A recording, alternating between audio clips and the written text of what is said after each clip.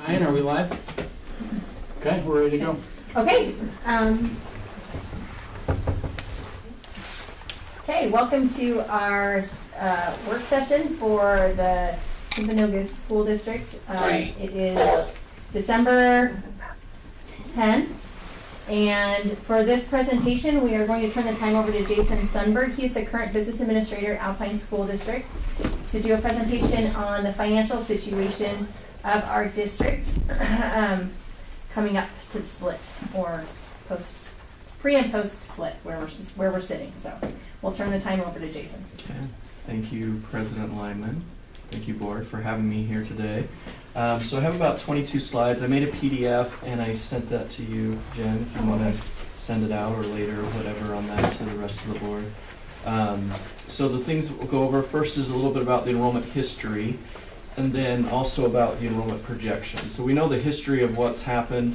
Some really interesting things things I've never done before, because we look at the district, Alpine School District as a whole, now breaking it down into some smaller pieces, some interesting things there, and then kind of give a background of how we do the projections, how we've done those.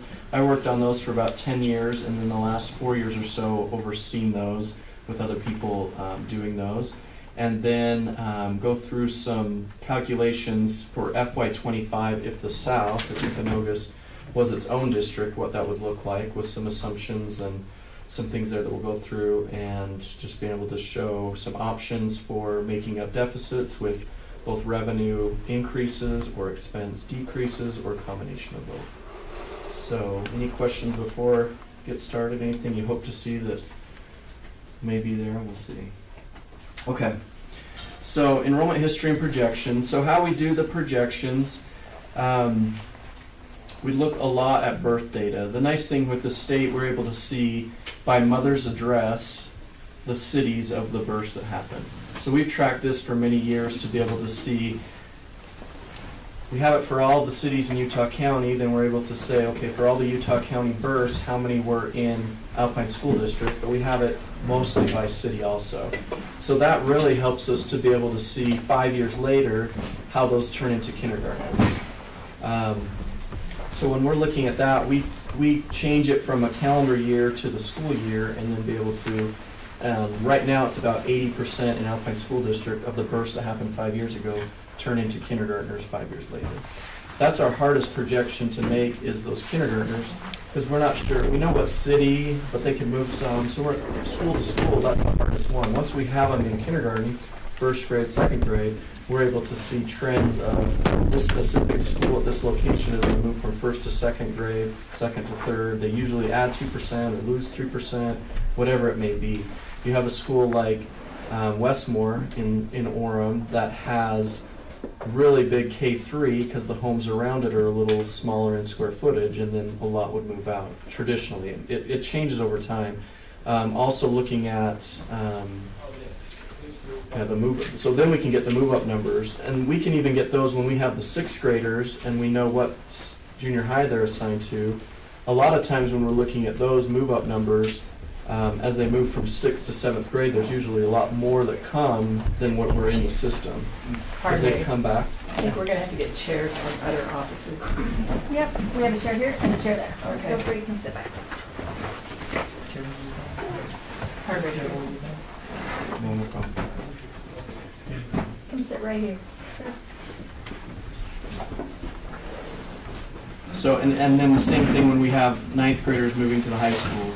One example of this isn't in the South, but for Alpine School District, the biggest junior high that has the most come as 7th graders from the 6th graders that should come is AF Junior, which makes sense because a lot come out of area there. But we have it for every single school, every grade level, be able to move those up.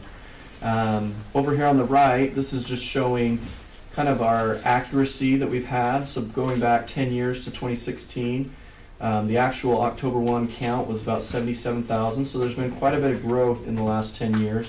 The projection was near that, so about 495 more than projected, or off by about 0.5%, a little bit more than 0.5%.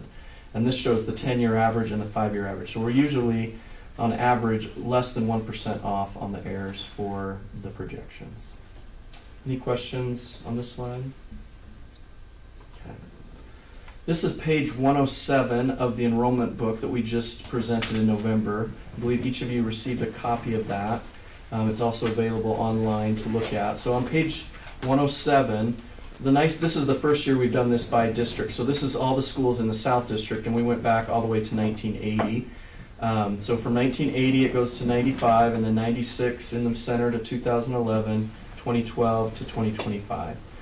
What the highlights show here, of course the schools here didn't start in 1980, but that's where we started at. So these were the smallest enrollments. The green ones are the smallest. So the smallest elementary enrollment in the history back to 1980 was back in 1980. You can see quickly that elementary enrollment grew quickly, and the peak was right here 9 years later in 1988. So the peak of the elementary schools in Orem was, or in the South, was at 15,539, and the average size elementary was at 777. And it shows how many schools there were. So it's this simple, this divided by 20 equals the 777. So the peak for junior highs was in 1994, the peak in high schools was in 1998, and the peak overall for all three together was in 1996. And then these were the peak times for average size of the junior high was in 92, right before, what school opened right then after that? Okay. Oak Canyon, right? So they went And from average. 4 to 5 right there, but in these numbers, just from 4 to 5. And then the biggest here on the average size of the high schools was right before Timpanogos opened in 1996. 2 slides from now, I show this graphically to be able to see it a little bit easier. So 28,577 is the most we've ever had in the South District. And we're now pushing 24,000, 23,000. 23,000, just over. So we've dropped 5,000. 5,500 Yeah. from the high water mark. 96. Yeah. And how many years is that? That's Almost 30 years. 30 years? Yep. Oh. Okay.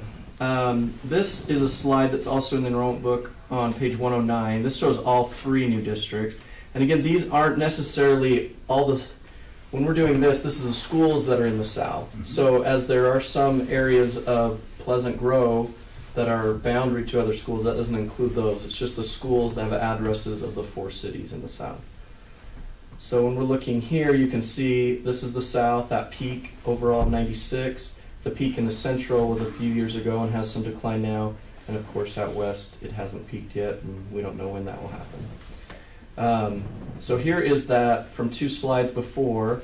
This is all the stuff for just the total enrollment. So here we see that peak of the 28,577 in 1996, the peak of 98 for the elementary, peak in the junior high, and then the high school. So this is total numbers. And then the next slide is the averages of those things. So the high point for elementaries was in 88, 777 students per school, and that's now a little bit less than 600. And then this is the junior high and the high school, again, when Oak Canyon opened and then when Timpanogos opened. Another thing that I thought was interesting here, if we go back, we can see in 83, let's see if I get the right one. It was 84, the number of high school students was 4,600, then it dropped to 37 the next year, and the junior highs went from 34 to 47. So I'm guessing that, I didn't even realize that, but I think Orem High had 9th graders in it because of not wanting the junior highs too big. And then when Canyon View opened in 85, it corrected itself to the 912, or the 1012 model and the 79 for that. So our average right now for the high schools is about 1,500, and for the junior highs, just over 1,100. And for the elementaries, it's Just under 600. Yeah, and we can see it, it's right here. So the 565 for the elementaries, 1144 for the junior highs, and 1509 for the high schools. And is there a number that Alpine is considered to be like perfect? Most desirable. Yeah. For the elementaries. Or for the junior high school, high school? Yeah, it's gonna, and I'll have some future slides on that. It really depends on the configuration. As we're looking at it, a K-6 school, then we'd say probably the sweet spot is, 800, but probably 550 to 800 in there, because it's going to change. junior highs, we get a little worried when it gets below, especially when it gets below 1,000, probably when it gets below 1,100. And then, as we've talked about, there's comprehensive high school FTEs that have What to about go. high, what's the ideal junior high in? Depends a lot on the bit. Like I know. AF Junior has so much extra square footage that they can be at 2,000 and be fine, where other buildings wouldn't allow it. Is there an amount of students that make it so you can run a full junior high without having to? Get extra Supplement. FTE. Yeah. Run it. Yeah. It's probably around the 1,200 mark. Let's say 12. And the high school probably around the 14, 15 is when we have some, and that's where a lot of the comprehensive high school FTEs have gone, is to not as much to Pleasant Grove because it's been larger, but to Orem and to the North Mountain. Does everyone understand what comprehensive high school is? Do you understand that concept? Okay. With all of it. To be able to offer all the things so that That are if those required aren't education. there, a lot of times if the school doesn't have, well, I can't take AP chemistry and I can't take AP calculus, then I might try and take another school, or I might just transfer another school. And then it's this really bad cycle of losing students. Our diplomas have to mean something, which means we have to offer a full array of classes. Okay. So this, as I said on the first slide, a lot of the enrollment is driven by birth data. This is one we share when we went, in November, we went through the projection book. I don't have the slide number, but it's towards the back of, or the page number, but it is in the book also. So this shows, this top line is all of the births in Utah County by where the mother's address is. So even if somebody lives in Pleasant Grove, has their baby in Salt Lake, it's still going to count it in Pleasant Grove. There's another report that shows births by city, and of course, in Utah County, the biggest are going to be American Fork and Provo, and a little bit in Orem with the hospitals there. But this is all by address. So this is showing the Utah County births, but then we correct it, or we show it here by estimated Alpine School District birth. And it's kind of, we're almost to the point now where we don't see this huge growth that was happening. If we go back, I don't know if you can see my cursor, but oops. Pretty much. Yeah. So this part right here was coming, it was growing at 5% per year. So that's up in this bullet. So from 1994 to 2008, year over year, there was 5% more births happening to mothers in Alpine School District boundaries. But then during the recession, so this is right here from 2009 to 2018, which just shows up right here, the 6985, you can see that it stayed right around 7,000 births for the next 15 years there. And then the last 3 or 4 years, it's now gone up to where it's about a 3% growth, which is really interesting. So this isn't the birth rate, because in the same time, Alpine School District, the population probably grew 75-80%, but the number of births just stayed flat. So the births per capita took a big nosedive, as we know, nationwide and in Utah. This bottom line is the number of kindergartners that resulted from these, and that's why there's two scales. So and this is corrected for the school year, so the births that were in the 2016 school year was 7168, and then 5 years later in 2021 turned out to be 6,102 kindergartners. This right here with this drop and increase has to do with COVID, because it's 2020 and 21, so it's kind of a weird thing there. But this number, you can see it's widening. For back here, when charter schools started, it was almost 100%, and now that's widened. For many years, we were averaging about 84% turned into kindergartners. Now it's a little bit less than 80%. So that's what's showing there. But the interesting thing I just did this week was look at it by, instead of births just all in Alpine School District, is looked at it by area of new district.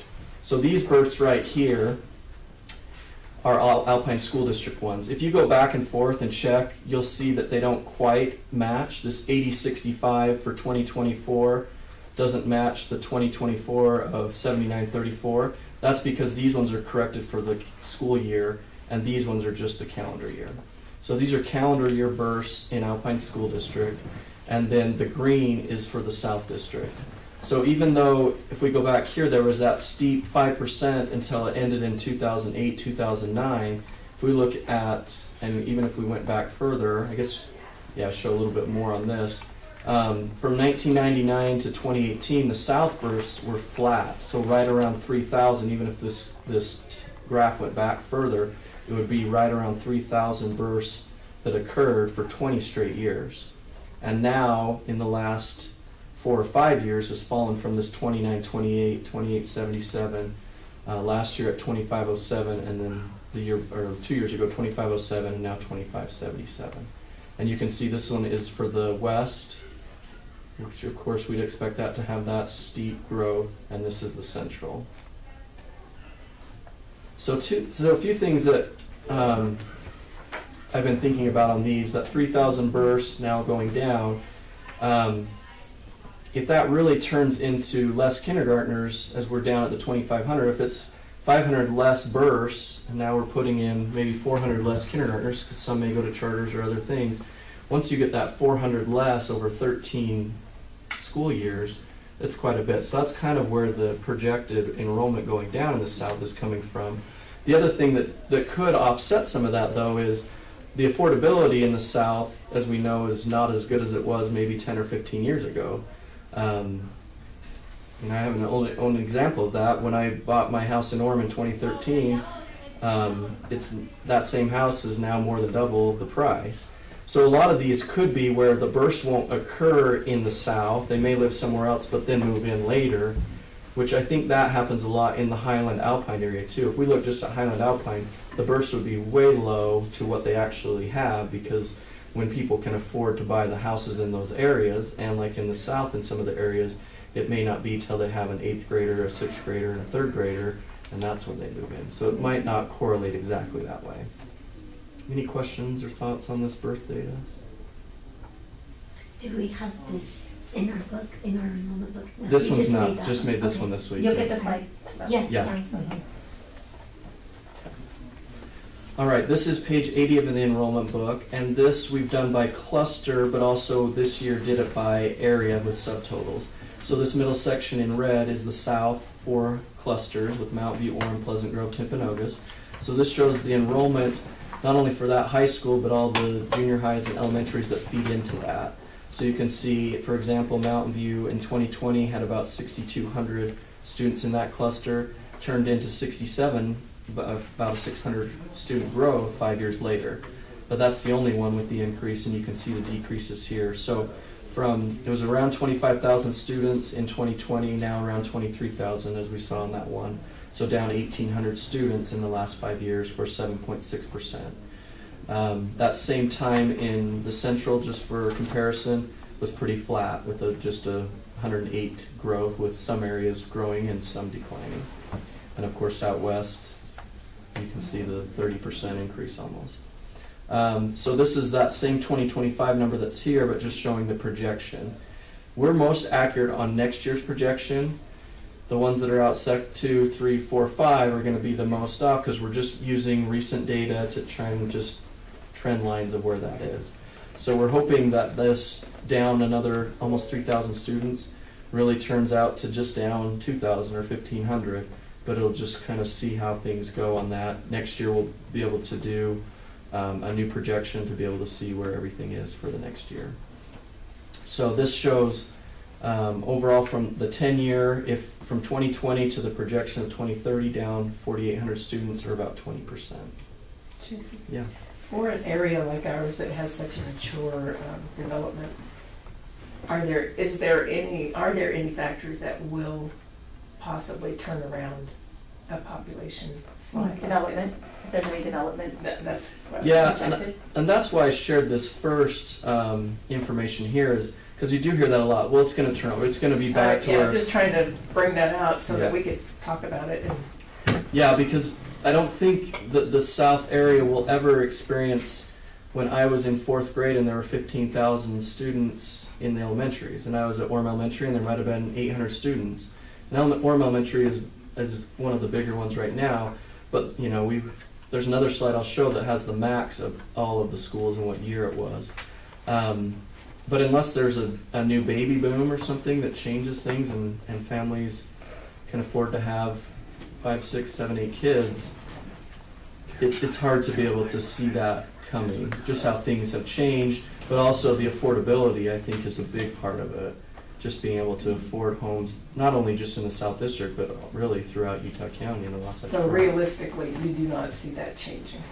Well, I'm hoping that, what I'm hoping for is that the decline at least just stabilizes out, rather than, I don't think it's gonna have a big bounce back, but it'd be nice to stop because you can see this, that high of 28.5, it really stayed around there, around 25 for many years here. 26, even it grew a little bit there, 26, 26, 26, 25.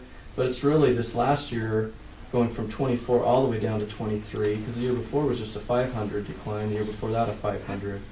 So it's to where hopefully that birth rate too, as we're going down on this, is that you can see it bounce back a little bit. Hopefully that just stabilizes and stays around 2,600, and then that would stabilize the enrollment in those areas. But it's really going to be dependent on that with the births, or also ones that have the births happen elsewhere where they live and then they move in at some point.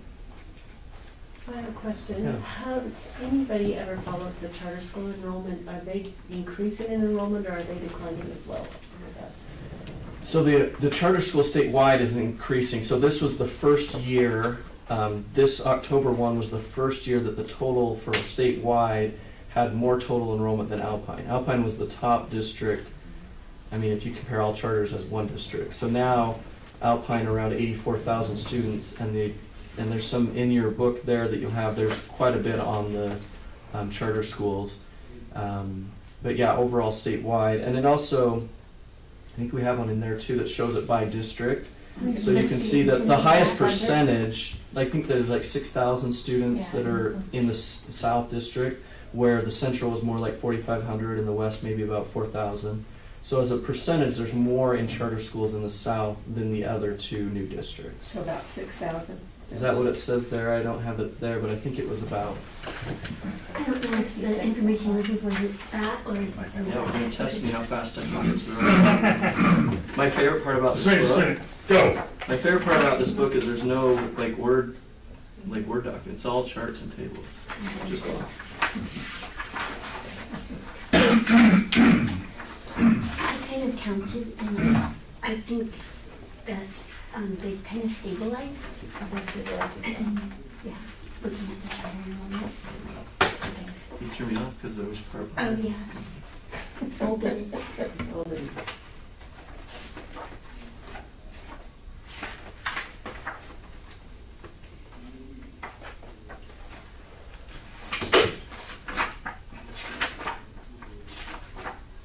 So that on this one on page. Let's see.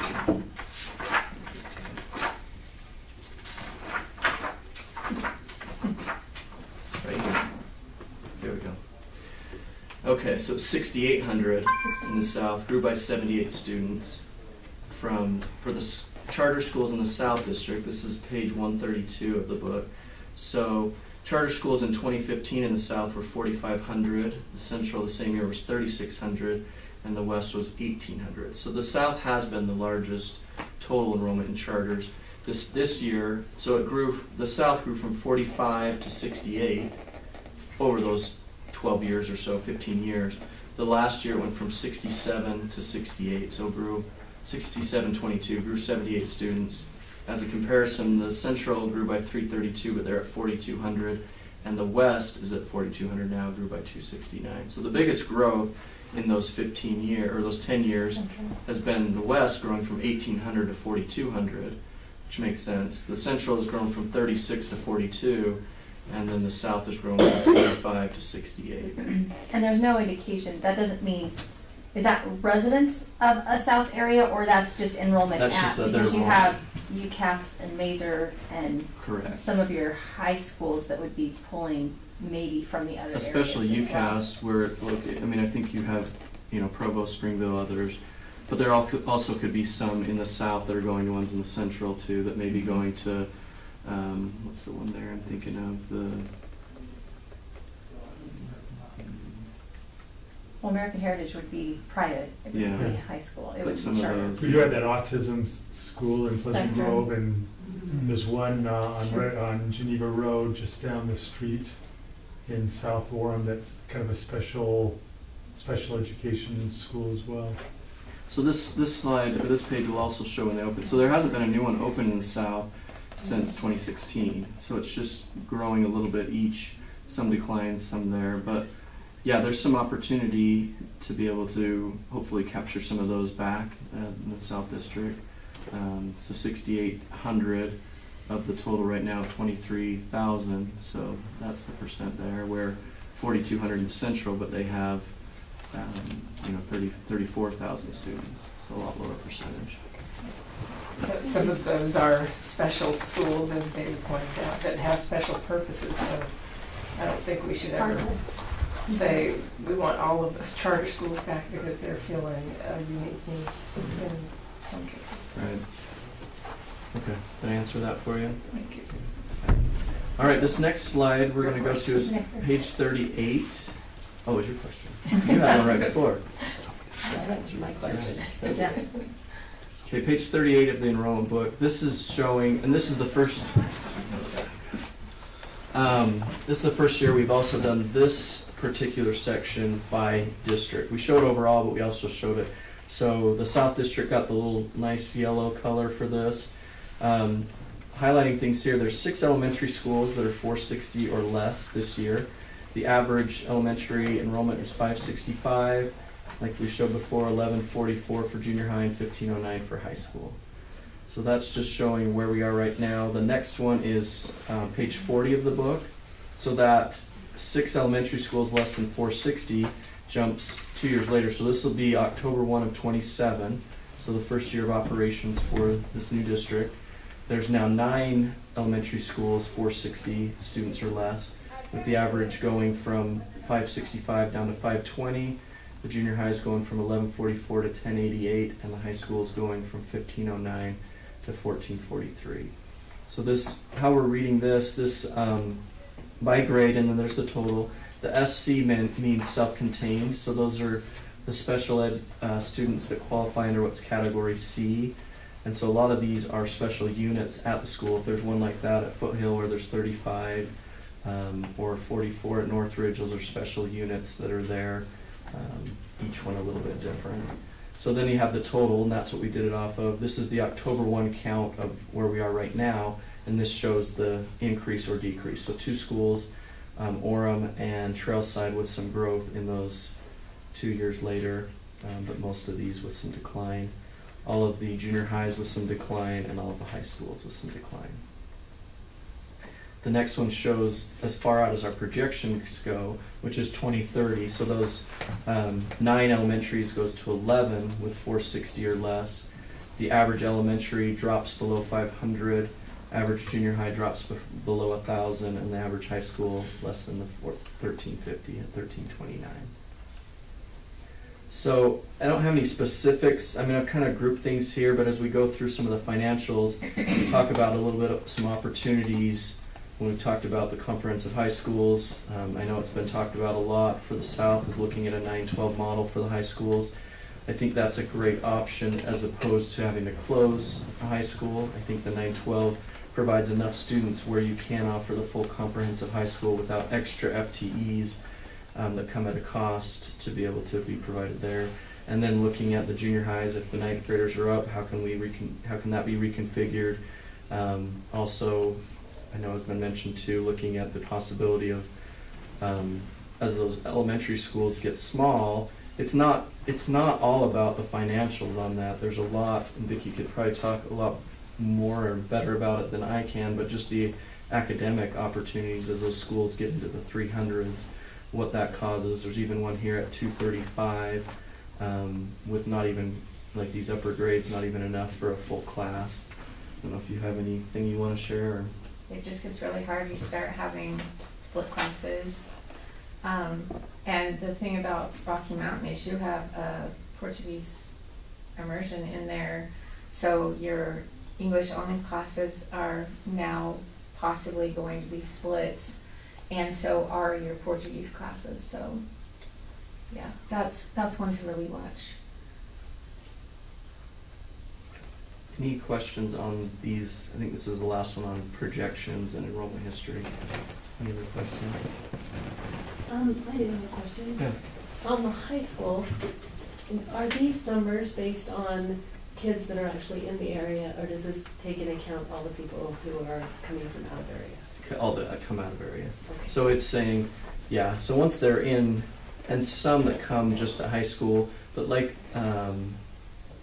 so if they only come from out of district or out of the new district, but let's say they come from Provo or Springville or something just in 10th grade, we would have some of that data because we know as we move up the 9th graders, let's say at Orem High from Canyon View and Lake Ridge, this is how many there should be there, and there may be 25 more, and that would account for people choosing to come in, or maybe they came in 7th grade and we just count them there. Okay. So in the projection book too, it shows a lot with our biggest increases from just move up numbers from one grade to the next is kindergarten to 1st grade, 6th to 7th, and 9th to 10th. A lot of times that is having to do with charters. If we look at the charter school enrollment with that 6,800, majority are going to be K-8 Yeah. and really K-6 on that. And you can see that even in if we were to do the figures here, if we did 3 grade totals, these 3 grade totals of 1,400, 1,400, 1,400 are a lot less than the 1,700, 1,700, 1,700 at the high school level.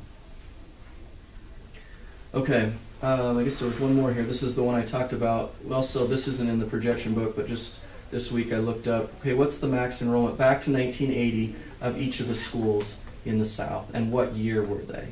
So you can see there's a lot of of elementaries, 1, 2, 3, 4, 5, 6, 7 that were over 1,000, and a few others at the high 900s.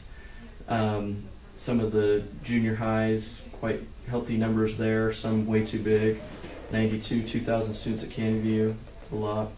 And then the high schools. What I highlighted here is when we're looking at this, you can't say, well, we can fit 2,400 students at Orem High. It happened before, but it's a totally different building because that was in 95. So any of these highs that have Westmore is a different building. Westmore could not hold 730 now. They could probably hold 500 max, just with how the square footage is. Some of these others, Central is built quite large, Grovecrest could have the same, but it's just showing these schools have been rebuilt since their max year. Do you have the occupancy numbers for each school? They're in that building analysis, yeah. Okay. I don't have it in the slides here, but yeah, and it's interesting because like this, I actually lived this 2459 at Mountain View. That was my sophomore year at Mountain View right before Timpanogos opened. But there was a 16 classroom trailer, satellite that was out back where a lot of our classes were. So that same at Mountain View might be able to, if there's room for satellite again, but Mountain View at that could maybe be at 1900 in the current building without some trailer or satellite options there. Okay, so now we're going to jump in some of these. This kind of leads to the financials. So I want to first start talking a little about what overhead cost is and how it's calculated. So each year we do what's called an expenditure by location. So we look at the direct cost. So all the teachers, all the administrators, custodians, everyone that's out of school, their salary, benefits, the materials they buy, the equipment, all gets to an account number that has their location and is direct there. But everything else that's at a district level is what we term overhead cost, and then try and figure out the overhead cost per student. So the total overhead for Alpine School District in FY25 was $185 million for things that weren't located at school locations. So, and there were 84,757 students back on October 1 of 24. So the cost per student for the overhead was about $2,185 per student. So what that overhead includes, there's utilities there about $20 million, which is about 10% of this 185. Maintenance employees about $12 million, 6.5%. Transportation, special ed, the bulk of it is right here at district office. So administration, support services. So the teams that work with Vicki, the teams that work with me, our human resources, many things that go into that. So the 78 million or 42%. So these added up is about 90% of it. There are other categories that make up the other 10%, might be district media, purchasing, print shop. So that's what we're looking at when we say overhead cost per student. The reason why we're looking at that is when we're trying to say, okay, if these 3 districts were their own in FY25, we can estimate what their revenue is, estimate what their expense, but it's going to be really hard, difficult to be able to say, well, this total overhead, of course, the total of 185 is going to go down for every one of those districts, but the sum of the three together is probably going to be over 200 million when you look at things with, okay, the superintendent. Right now, that superintendent position divided by 84,000 students has $1 per student. When there's 3 now, then it's going to go up quite a bit. Not all of the departments are going to be like that, but there are quite a few that way. So when we're looking at comparing it to other districts, it's really hard to see, but this is from the Utah School Spending Report. See that? Yeah. See that? So this shows so Alpine, Davis, Jordan, it shows the enrollment. This is by size of district. So Alpine at 84,000. This is for FY24. 84,000. It shows Davis, Jordan, Granite, Nebo, all the way down to the smallest Daggett of 161 students. It's really crazy to see some of these. You know, you look here, the top 15 are over 10,000. Where the South District is at 23,000, right? Would fit right here at number 9, but we're going to have 2 other ones that we'll place one, so it'll probably be right at number 10 as the 10th biggest of 43 districts. But what we're looking at here is this is where we get the information to see what other districts look like on their overhead cost per student. So that information is here. Did some for around 40,000 students and some around 20. So we're looking here. We've got Weber, Tooele, Cache, Salt Lake, Provo. These are ones, and that's their enrollment, and this is their overhead cost per student, which is a big range, anywhere from Weber at 2,200 up to Salt Lake at 4,300 per student. What's Alpine again? That was the 2185. It's hard to there because most other districts don't have their utilities at a district level. They assign them to the school location, so it kind of gets a little worse because the 2185, if you move the utilities out to school locations, would probably go down to about 1,700 For Alpine. for Alpine. And so this is trying to see, okay, with it that way. Do you happen to know what Weaver's special sauce is as far Well, as? but they have 31,000 students, so that's. But they're, yeah, but on theirs Spread out. too, they're up here too, but you look at Canyons as 32,000 and they're at 37, Yeah. you know, and a Washington at 22, Jordan. So the thought here is, okay, the averages of all these for the 40,000, this is going to be more like the central, would be around 26, but we use 23.5. These ones, it's 3,300, but in this analysis we use 25. So that's just kind of saying where we're at. We have it so we can change it. If we say, you know, Alpine's close to 2,200, we think the South can be at 2,400. It'll kind of change the surplus or deficit in that.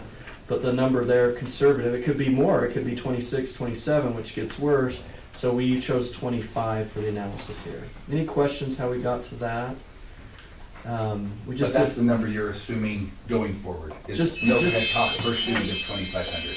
the 2,500 with knowing that as districts split and then you sum those up, it can't Sure. equal that same No, it number. can't be. Yeah, unless a significant cut in programs and things.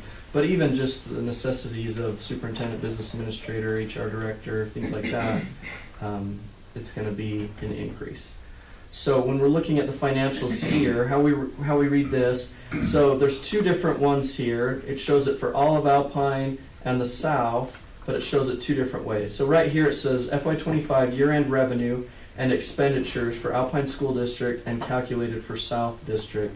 If it was overhead for Alpine is 2185, and this is the 2500. Proceed to the route, then turn right.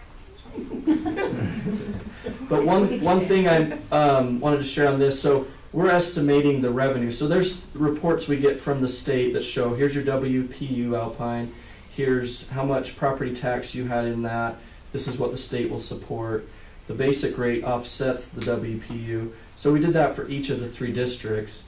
The South actually has the least state support because as we look at the WP, when we're looking at it, because the WPU, there's about 24,000 students, but the property tax value per student is the highest in the South. So I can get into more on that. The South has about $20 billion of property tax value with those number of students, the 23,000, where let me pull that up real quick. Here.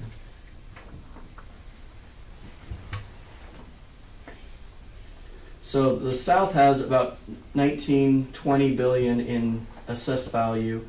The Central is about 24, and the West is about 10. And so the 19 divided by the number of students, I think I have that out here, let's see. So according to, in 24, the dollar value per student of property tax was about 800,000 for the South, about 700,000 for the Central, and about 428 for the West. Does that take into consideration the residential exemption? Uh-huh, yeah. And RDAs that are taken out and other things. So getting back to this, sorry for the sidetrack there, but this would say, let's just look at this one with Alpine. So Alpine, this is funds 10 and 23, showing the state and local, the 786 million that came in, some excess from the board levy. As the board levy increases, it brings in more money. That's what school districts can do to bring in money, which we're going to talk about. This is the federal non-Title I and federal Title I. The reason we separated these two is to show that the South generates more than their student population. About 43% of the federal Title I came from generating in the South, because a higher level of free and reduced lunch in the South than the district as a whole. So this shows $871 million of revenue in FY25 for the school district of Alpine, and about $867 million of expenses. So about a $4.3 million, very close. Even $4.3 million is a lot of money, but looking at that percentage-wise is very small. But a small, in the black, about $4.3 million for Alpine in the year that we just finished in June. So, sorry. If the South was able to keep, which we've talked about is unlikely to be able to keep that $21.85 per student, the deficit, assuming the revenue that was estimating the revenue in Fund 10 and 23 would be $252 million. The current expenses is about $264 if the overhead cost per student was this amount. If the overhead cost per student is a little bit higher, that's right here. The only difference between these two tables is right here, the 53 and the 60. So having a little bit higher cost per student in overhead drives this to about $19 million deficit for FY25. Estimated for revenue, estimated for expenses. Once we get into more data, we'll be able to, but we've looked at this for the last 3 or 4 years, and it's been in that range, about 19 million. So that's kind of where we're starting here. So down here, estimated 19.1 million annual operations deficit. If, like this one, we don't want to cut it so close every year or have some years in the red, so adding about 2% to that, about $5 or $6 million annually to be able to kind of add to fund balance slowly, is about a $25 million difference. So what we're going to go through on these next slides is to be able to, it's not wise to run at a deficit every year if your fund balances will eventually run out. So to be able to see, make up that 25 million, so there's 4 or 5, 6 million that's added to surplus, have a little cushion each year. So there's 3 options. Increase revenue to match the expenses, so don't change anything in the expenses, even with the $2,500 per student, just increase revenue. That can be done through property tax, which we'll show on the next slide. Reduce all the expenses as much as possible, and there's a way to be able to do that without having to increase any new property taxes or some combination of both. Any questions on this? This is a lot of data all on one slide, but any questions? Okay. All right, so this same information that's right here with the $25 million difference is right here again. It's repeated on each page. So the one option of not changing any expenses, just increase revenue. To get to $25 million more in revenue, one increment, tax increment, is the 4th decimal place on your property tax. So 0001 is one increment. And so each increment increase for the South is worth about $2.1 million. So 2.1 times 12 gets us to $25.2 million of new tax revenue.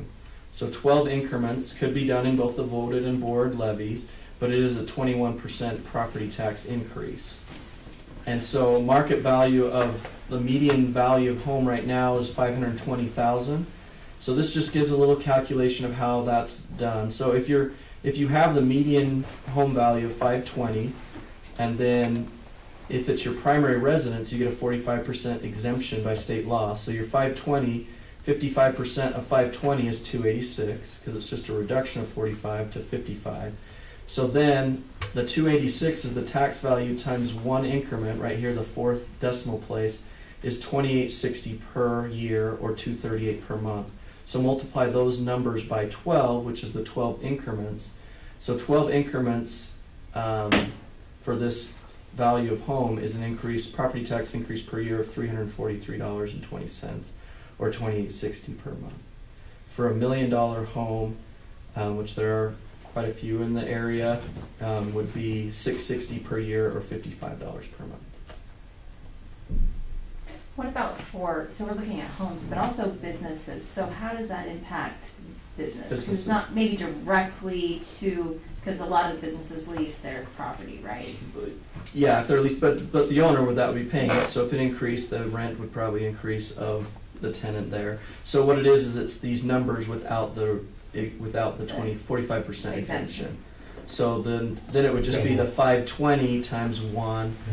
which would be Roughly double. almost roughly double. Or for this, if it's $1 million business, or that property value, so it wouldn't have the 45%, so it would be over $1,000 increase per year on that. Okay, so the second part is what are some options for reducing expenses? So I'm going to go through many of them. Some you may choose, this is great, let's do part of that. They're all scalable in that, so we can be able to do that. Can I just restate? So if we only increased revenue, we'd need to increase by 12 increments, and that would get us about that estimated 25 million. That would fill the gap. It would go to 25.2, which is, right there, In the 25.1. ballpark, right? Legally, we can do that. Can we even do that? Yeah. Yeah, right now, look up we have it here, let's see.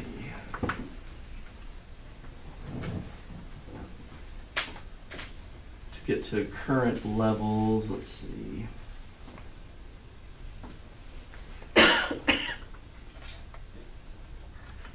Some great questions. I'm going to go to this truth and taxation presentation we did back in August.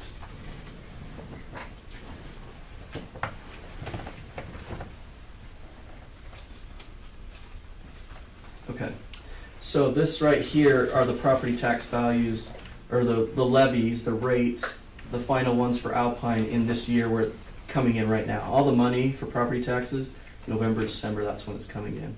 So the board levy is at 9 increments, or almost 10, 9.7. The voted is at 11 and a half. So those are the two. These three in the middle are the ones that a board controls. And we're going to get back to this one, the 1729, which is the capital levy. So the max that this capital levy can be, right now, if you see that that 17 is the fourth, 17 is the fourth decimal place. So it's 17 and a third almost increments. That max is 30. So it can almost be doubled, not quite. But that can only be used for capital projects. These other two, the board one is about 10 and the voted is about 11 and a half. The voted was set by the voters and it's at 16. So there's not a lot of movement there. What is that? 4.5 that it can go up. But the board has a max of 25. So it has another 15 So there's that are actually there. a lot of So the capacity. 15 and the 4 is 19, but if it was maxing out, which we want to stay away from, but that's where this could be 30, this can be 16, and this can be 25. So it's just showing that Alpine School District has traditionally tried to, be very minimal in its tax burden and what it's capable of doing, and as opposed to Salt Lake City School District, which is maxed out, is what I've been Yes. told. Well, I don't know if their rates are high. I mean, they have a lot higher in their value per student is way high because of not as many students and a lot of valuable property. So I don't think their rates, commercial. and the same thing with like Park City, their rates aren't super high, but they have so much value and so few students Okay. on things. What was the other point I was going to make here? Oh, you're fine. But one thing you'll learn as we go through too is how these rates, the only one, debt service is the only one that the county just sets when you say, we need to pay this much in GeoBond debt, and they'll set the rate. But the other ones are what goes through the certified tax rate process. So all three of these ones that the board controls, usually property values go up. As values for existing property go up, the rate goes down because taxing entities are only guaranteed the same revenue that they received the year before, plus growth. So if there's new things, they can increase. But if there was nothing new, the rate would continually go down as the values go up. Now that's a concern a little bit on the board and voted. You can see right here, these two together, to get a lot of the state guarantees, they've changed it just recently. Before they were separate, and one was at 16 and one was at 4, which this is way over the 4. But now they've combined them where they have to be at 20. As they fall below 20, you have a 1-year hold harmless where you have to reset it. These are really close. They're just at like 21 and 22 about. When we did a projection today, they're going to be just slightly over 20 for next tax year. So unless we do something to increase those, we would then risk losing state money, funding, right? Yeah, they say you have to have this much skin in the game, and we'll put this in. And then we'll match that. Correct. So it doesn't make sense for a district to say we're never going to go through truth and taxation, because then they're just losing out on state guarantee money, at least. And that's why a lot of districts, Jordan does this, where they'll every year just go to kind of reset that, even though you do have the 1-year hold harmless. So if it falls below, they still credit you for that 20. So they just do truth and taxation every year? Yeah, and if it's just slightly, just to be able to, so it is increasing revenue because you're resetting to 20 even though values are going up, but school districts need more money because things cost more. Yeah. Okay, I didn't know we were going to sidetrack into this one, but I'm glad I had that one. Let's see, where were we? Okay, but great question on that. So yes, it could be done because 12 are needed, but we were saying about 19 are available. And we've got that. So, right. Okay. But it's just a big increase to 21%. 21%. It's a way to make everybody upset at us. But it's That would do it. Yeah. The other ones might make people upset too. So That's true. Yeah. Right? Yeah. that's why you've got the big jobs. So the next one is all the things that can be done with reducing expenses to match revenue. So don't change revenue. What can we change expense-wise? The last part of this is kind of doesn't fit in either category because it's moving from the building fund to the other one, but I put it in here also. So the Title I program, I talked about that before. The South generates about 44.5% of the Title I revenue, but receives about 82.5% of the funding. So, and that's because every school, high school, elementary, junior high, in all the district, there's students at the school that are free and reduced lunch. They're generating calculations for the Title I funding, but aren't seeing it because they may have, at a school out west, they actually might have more total students than one of the Title I schools in the South, but they may have, they may have more free and reduced. They may have 300 students that are on free and reduced lunch, but they have 1,000 students, so they're only at 30%, where one of the Title I schools here in the South may have 500 students, 300 or 250 are on free and reduced, and they're getting Title I funding because they're at 50%. And that's where the need is. So what this is showing is if the district decides to move towards matching what the expenditures to what the revenue is, there's savings there of $4.3 million. So the Title I funding will go down. It's whether the board wants to say, all those services we're providing these, we want to keep up with extra money, which would come from unrestricted general fund money that would need to be there. But if decided to say we're just going to match what's coming in and decide that these are the schools that need it the most, there's a potential savings of over $4 million there. So just to be clear, Yeah. that would be then a reduction in services, current services for Title I. For Title I. Correct. Yes. By almost 40%. Yeah. 38. Jason, What would those services be? we're prepping the school. Yeah. They're usually extra Oh, you are? aids and stuff. Yeah. Classes. For the possibility. Yeah. For that.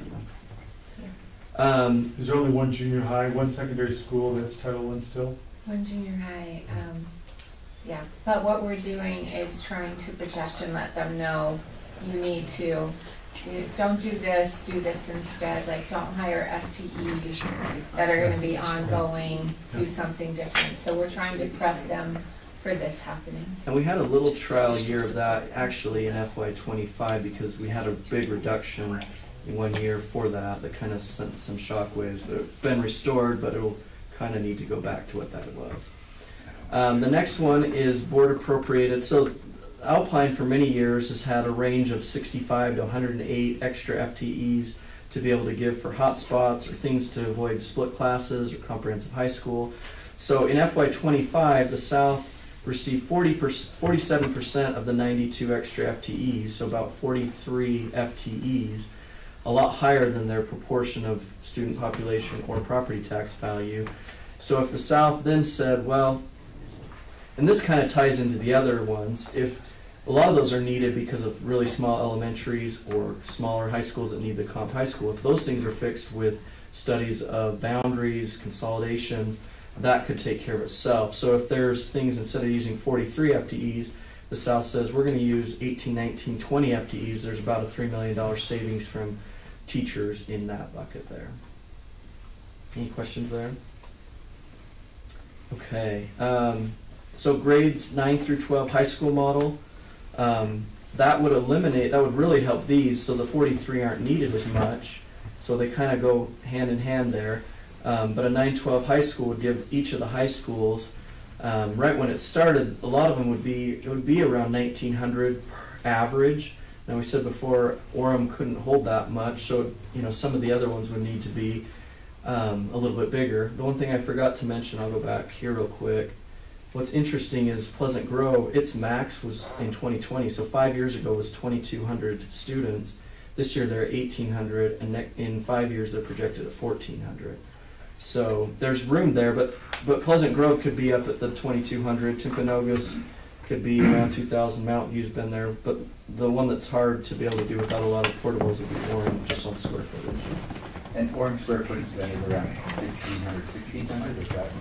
Yeah, I mean, for the number of enrollment. Enrollment. Correct, yeah. Yeah. They'd also need a new gym.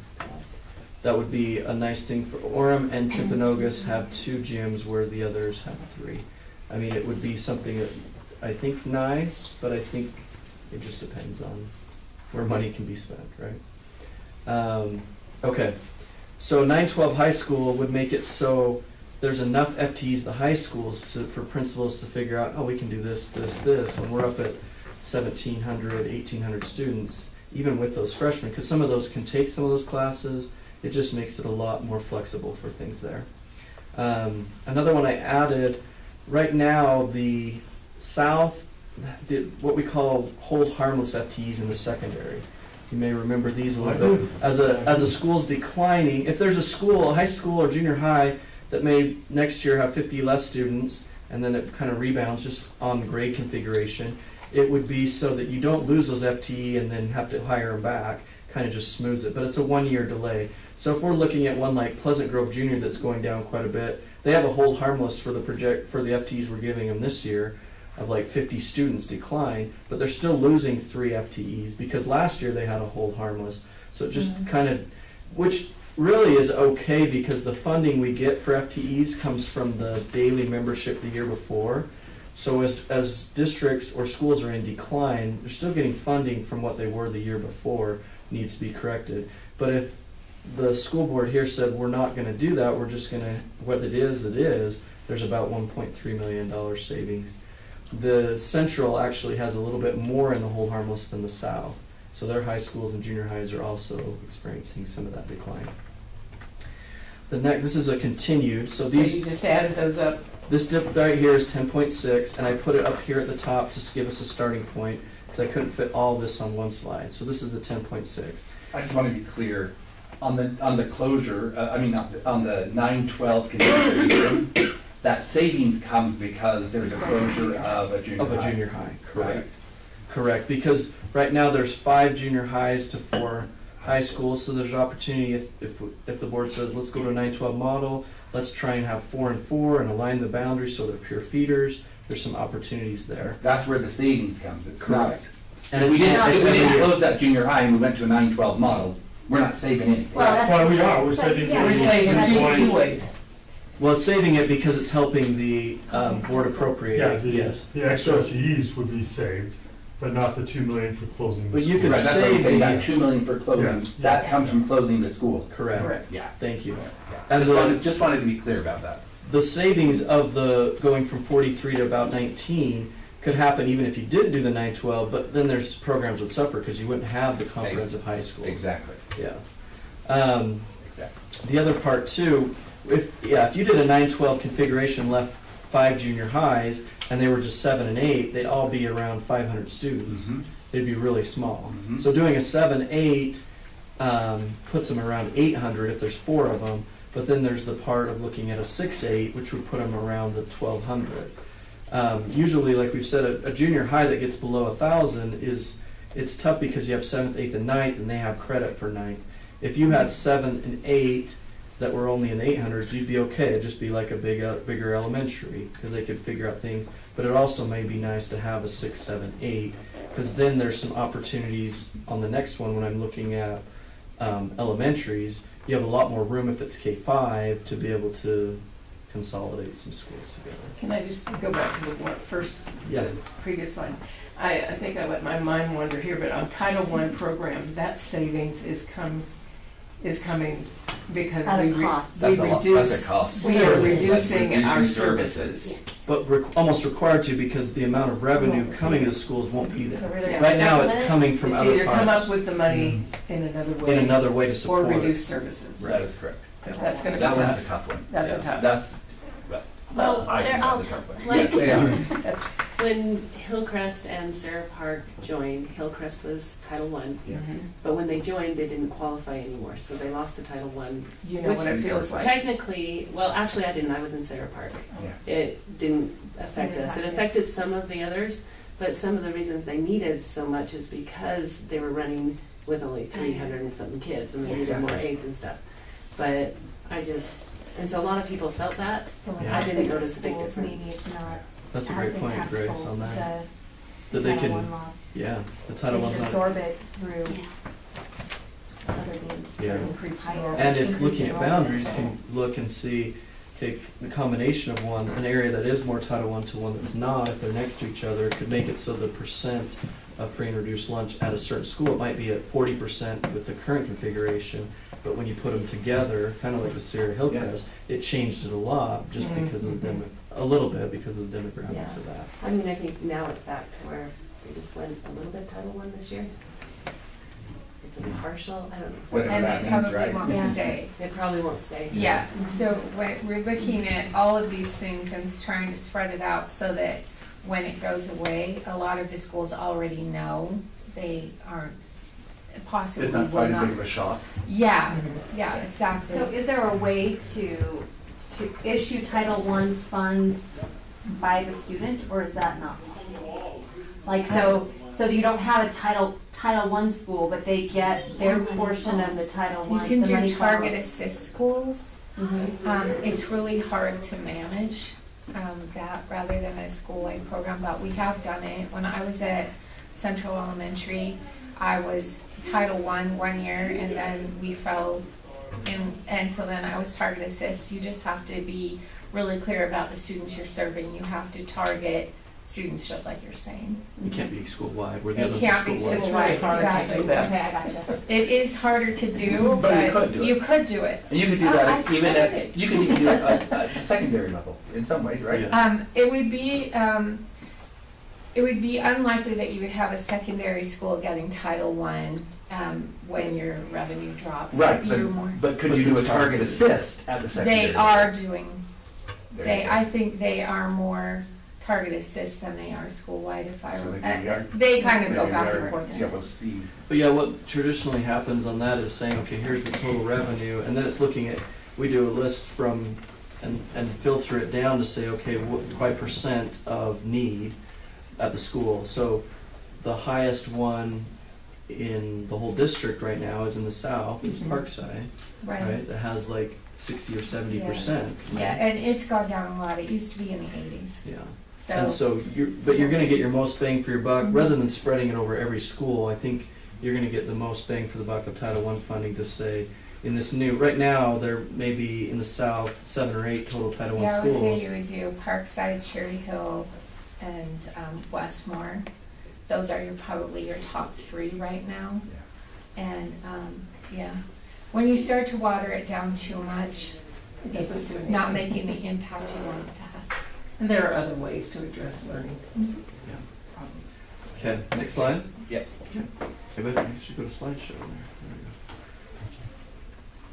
we go. Okay, so this is, as we saw on the enrollment projections above, where there were the 11 schools under the 460, this is just, this says reduce expenses to match revenue continued. So North Orem, Linden area, so specifically these 8 schools, Aspen, Bonneville, Foothill, Linden, Northridge, Orchard, Rocky Mount, Windsor. Currently, their average for those 8 schools is below the whole district, South District, so it's at 462. In 2 years, when the district starts, it'll be at 401. The furthest out projection, it'll be at 348. If those 8 schools go to 4 schools, at K6 configuration, they'd have an average of less than 700. If it was K5, they'd be less than 600, so in the 580 range. So this is just showing, it's not saying these are the ones to do, or it is nice that they're all close to each other for some consolidation reasons, but for every elementary school that's consolidated and not operated, there's a $1.1 million annual savings. And that doesn't come from the teachers moved to the different schools. This is going to be a principal at each school, a head secretary, a custodian, nutrition services, utilities, other things. So the savings there would be just the 4.4 as 1.1 times. So it's a 4. combination then, Jason, of the overhead and the direct cost, right? Because like if utilities, Correct. yeah, okay. Correct. You say the teachers will go. Is there any teacher loss or typically with the No. consolidation? Not usually, not when you're, I mean, the only teacher law, the FTE calculations will be as the number of teachers there are now to where there will be in 2030, there will naturally be attrition there because down 3,000 students. To be able to maintain that would be a big cost to be able to do that. So hopefully it works out where it's, as teachers are retiring or leaving for other opportunities, that there may not be a lot of hiring, but hopefully it matches on that. But the teachers in school, if you take 2 schools that are both at 300 and the next year they're both going to be at 280, if they were separate, they're going to lose a little FTE, but when you combine them, you'll combine those FTEs the same amount. Is there, so the staff losses, like the duplicate secretary? Yeah, the librarian, the Librarians. secretary, the What Maybe happens- nutrition specialties. services. Specialties. Well, specialties might. Yeah, what happens to increase. specialties at a school that's 348 versus a school that's at 695? If there's 2 schools at 348, They make it more. are there like 0 specialties basically? No, they have No, they have- specialty, okay. but they might only have 2. They might only have art and computer. Whereas in a larger school, you can Like have 695, more. is that big enough? Yeah. Oh, yeah. Okay. So you Yeah, get then you more have more You specialties get more there. specialties? You would get a larger variety of specialty. Okay. The specialty is allotted on the number of teachers in the building. So as it goes, as it doubles, the number of specialty FTEs doubles. Mhm. But it may not be, and so a lot of the specialty teachers are either hourly or they're partial contract, a 0.5 or 0.75 or whatever. Yeah. And so then you may have, instead of, 2.5s, now you have 4.5. So just like the regular ed teachers, there's no cost savings or cost increase in specialty teachers when you double the size? Correct. The The specialty specialty is a FTE follows formula. Follows it, Yeah. okay, okay, thank you. But you can do like an art, a music, a PE, and a computer. Yeah. Now they have 4 specialties. Yeah. That's a win. So is the specialty FTE something just that is an Alpine policy, or is that something by the state that is given? It's That's It's a policy. an Alpine policy. Yeah. Yeah, and So so we they can can change cancel that. all the specialties and say, No, well, we could get more for every school. The thing, I didn't put that, but that You can great, do that whatever brings you up want, you a, just can't do everything. something I hadn't put on here, but there's the options of, right now, there's every grade level, when we're doing the FTEs, which is the full-time equivalent teacher, so when we say FTEs, that's saying if there's elementary, each grade level has a different, so there's 23 for every student, we divide it by 23 in kindergarten to say this is The how many ratios students. are. The ratio is 23, 26, 26, 28, 30, 30. So it gets larger. That's what's, I kind of laugh sometimes when people complain to me like, every year my kid goes through elementary, their class sizes get bigger. I'm like, well, that's by design, That's by right? design. There's gonna be 30 in your sixth grade and not 30 in your kindergarten, so that they, if it was just equal, it'd be 26 in each one, but You'd be hopefully. paying a lot more taxes. Yeah. But it would equalize there, but there is an option, and I can calculate savings on that, if a district wanted to say, well, if we increase the ratio by one student, instead of decreasing it, what savings would that? And just off the top of my head, for Alpine, when we've said if they want to reduce by one in every grade level, it's about $1 million per grade level, so it's about $13 million. So to increase for the South by one to get savings, it would be 30% of the 13 million if all grade levels were doing that. But kids don't come in package numbers of that amount, Yeah. just to be. There's a lot of, yeah. That's why you have the board allocated Right. FTEs to do the. And even when we're Balance. doing elementary ones, we calculate it at that thing, but then we add them all up and then round to the nearest whole number to be able to get that. So another question, you mentioned that there are the possibility of taking sixth grade to the junior high. What happens to sixth grade teachers at that point? Can they go to the junior high with them, or do you try to find spaces in elementary school? They go, I think. Combination of both. Yeah, I Yes. have, my sister works in Nebo and they just did that model, so you have a model you could go look at. But the sixth grade teachers move up. Yeah, it can only, some get their certification that's K-8, It's right? K-8, my certification was K-8. Oh, okay. The district that I came from California, they moved 6 to junior high because all of the elementary schools took TK.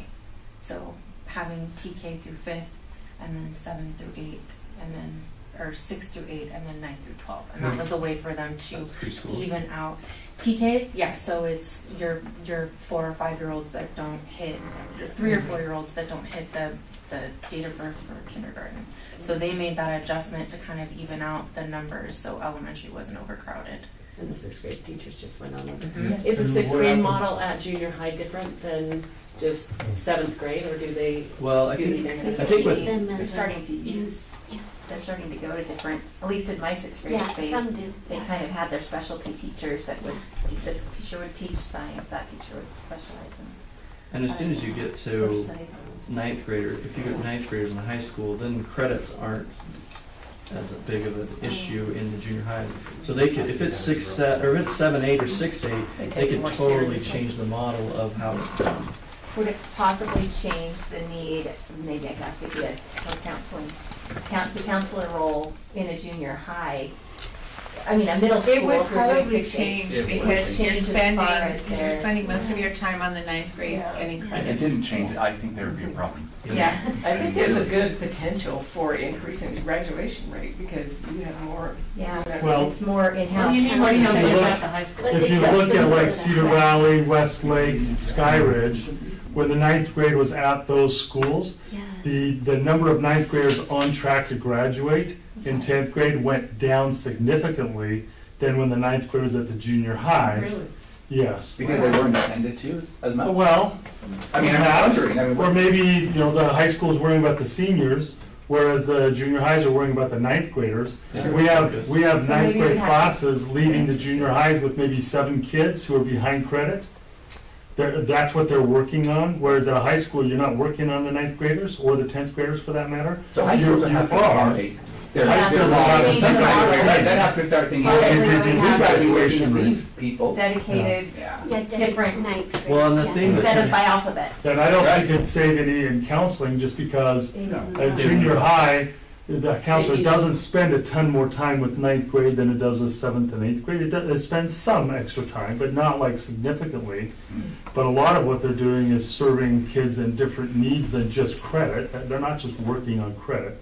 And we'd have to ask like Andy Paxman or some of the other counselors and say, what do you think? Well, and it depends on the school. I mean, individual schools handle things differently. Where John is a counselor at Kennedy, he works on the master schedule. There's other schools where that's under the purview of the principal So I think it would be Maybe unique school at each specific. school. Yeah, junior high or Yeah. middle school at 7-8 or 6-8 might not have as complicated a master schedule, because it may be Yeah. kind of just a bigger elementary type thing where you have some specialties and core. But you don't have the unique offerings that a high school, that a junior high would have for ninth graders. Yeah, Instead, you have just a lot of eighth grade English, you know. You'd simplify. but it would change a lot with CTE, It would change a ton of because CTE, CTE was, there's no funding. it would be funding just in the high school. Does that, does that mean that there wouldn't be any CT at the middle school? Not funded from CTE, it would have to be funded from something else. Board. They could do similar classes, but it would be, Like Yeah. in It would be in a crazy. junior Like high, a wood shop or. yeah, the junior high with a wood shop. That wood shop is paid by CTE and is Because used the by the ninth ninth graders. graders are there. But the eighth and seventh graders Get can a use it, ticket, but sure. ninth grade gets priority. That's what they, And if you have 6, 7, 8, or 7, 8, there's no money for a wood shop. And so CTE wouldn't spend any of the money on that. They'd go to the high school, and it'd all be at the high school, which would be great in some ways, but there'd be a but cost there at would be the a cost junior at high. the junior high Yeah. for, Yeah, or a Something- reduction of the electives, like you can't take any type of class like that, you know? right, yeah. okay. Okay, I think we're on bullet 2 here. Sorry. No, this is Why don't we great. start again? From the top. We gotta understand the nuts and bolts, or we're Yep. shooting ourselves in the foot.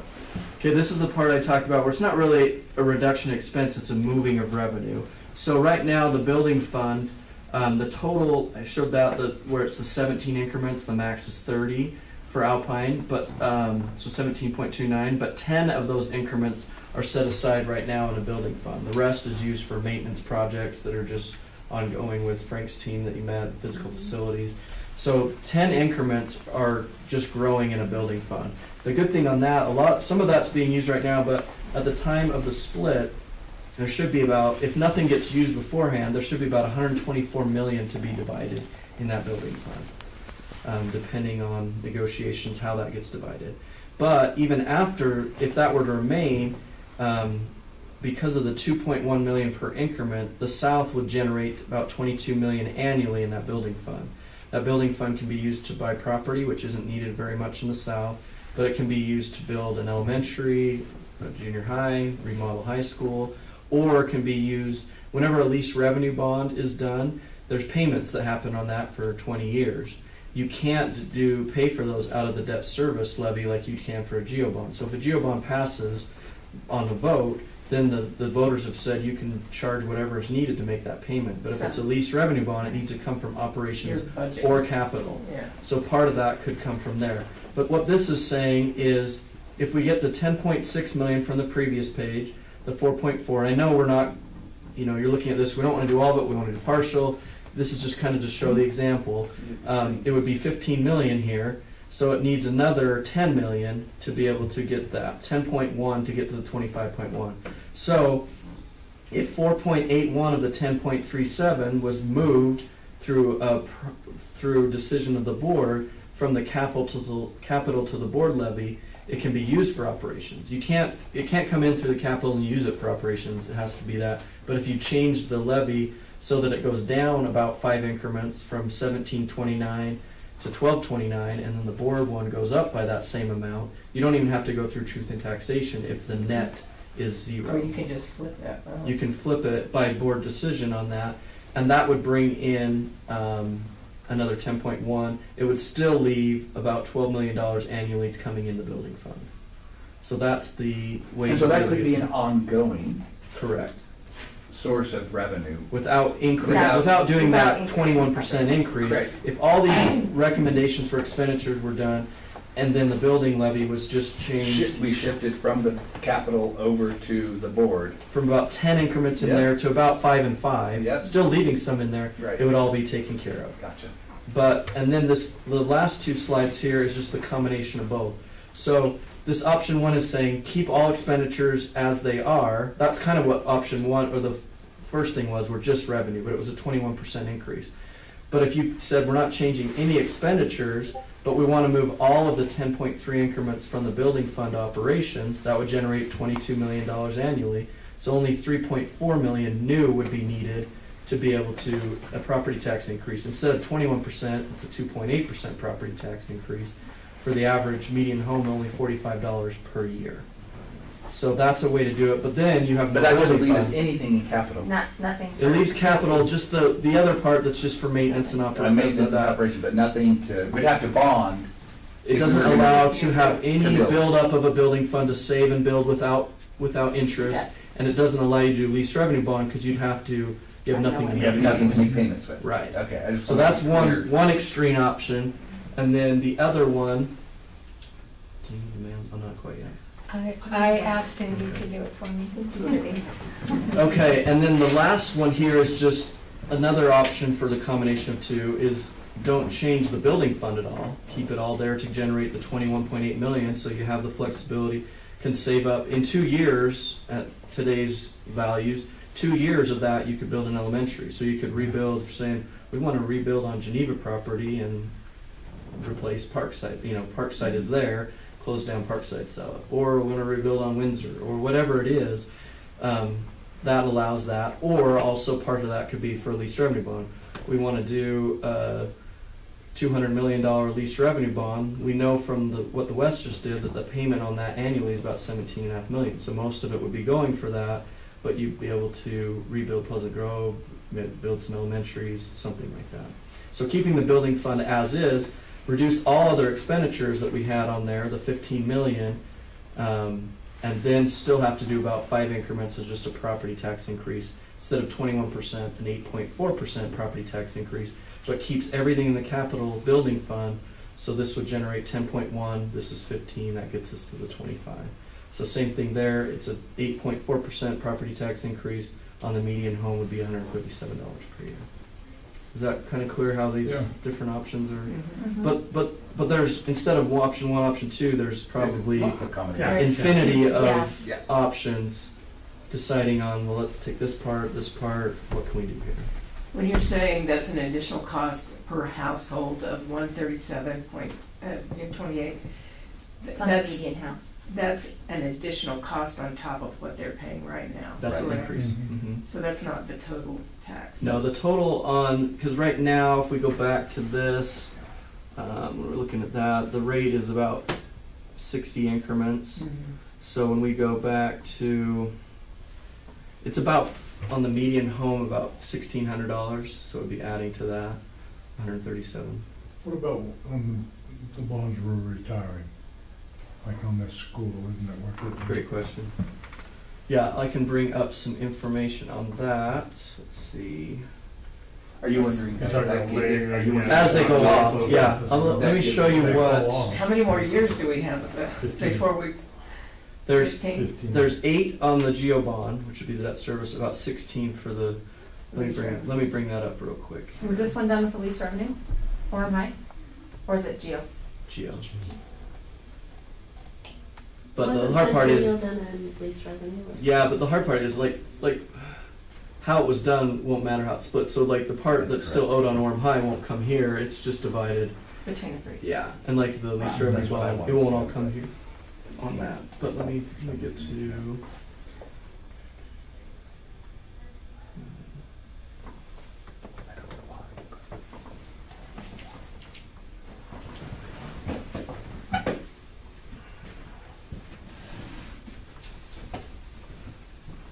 All right, so the total amount, this is showing from, and it doesn't start here till 27, 28, right? So the amount of debt for geo bonds that's going to be divided is $204.8 million because it's from 27, 28. So like I said, that's 8 years left. You can see that it goes, this is the payment, total payments, let's see, that's how it would be. So the payments going, this current year we're in is 42 million, it's going to 40, then 35, 35, 30. So it's not going down real quick till the very end. Okay. So it's staying around 30 million till the last year and then goes to 18. But the lease revenue bond, the information is here. And so we would look at the 27 through there, and again, it's just staying, the average is about 8 million. Well, I guess the principal and interest payment would be here. So about 12 million that the district is paying overall, but it doesn't really have a big cliff. So, Okay. but at the end, so this one, like I said, is 16 years once the split happens. The other one is 8. But the nice thing is the total amount that's for lease revenue bond is split up over the 16 years, only 134 million, where the other one is over 200 million for the GEO bond. Okay, thank you. Can't forget to budget in those payments. Well, the lease agreements, The last slide I have is just. and I those are on can- the overhead, right? That's part of the overhead, the Which one? the LRB payments. How is that figured? The LRB payments aren't in Fund 10 or 23. They're coming Okay. from Fund 32 from the building fund, Okay, or just from the capital fund. okay. So the last slide I have is just as this board needs more information, and I think work with board presidents on this, is just the future negotiations with other districts. There's big parts of how the discretionary assets going to be split, how the liabilities split, and then the first year tax year. There's something a little unique in the code that shows the first tax year. We're getting more information on that, but instead of how it comes in by the property values, but it all comes into the county, and they're required to divide it by percent of student population. I think we should challenge that. I think we should absolutely challenge I that. think that is illegal. It just doesn't, it's just not right.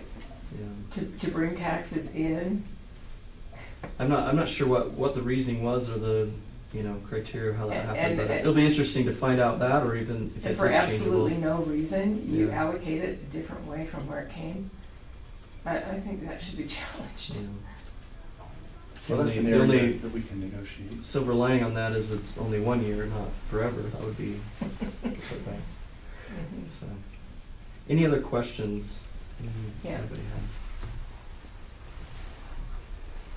We're kind of out of time, aren't we? Yeah. It's been very helpful. Thank you. You're welcome. But we We know will have- where you are when we have them. We will have more questions. We definitely will. This isn't, You've given us this is the start. good things to think And the- about, some information. And all the Yeah. information is in the PDF to Jen, so she'll send that out, I'm sure. Yeah, thank you. Thank you so much. We got this enrollment book during our first board meeting. It was at our spot. I'll know where to look for it. Yeah. I'm sorry, I'm just trying to No, keep that's track of okay. all the information. Okay, so we Good for are you. going to end our work session. Our regular fee scheduled board meeting will start at 6 o'clock in the Little Theater. So take a bathroom break and make your way over there. A Our bio live break. streaming will be moving, so Bio if you can break. give them, our bio break, sorry. Give them space to do their work and get set up over there. We appreciate them. Thank you. Great.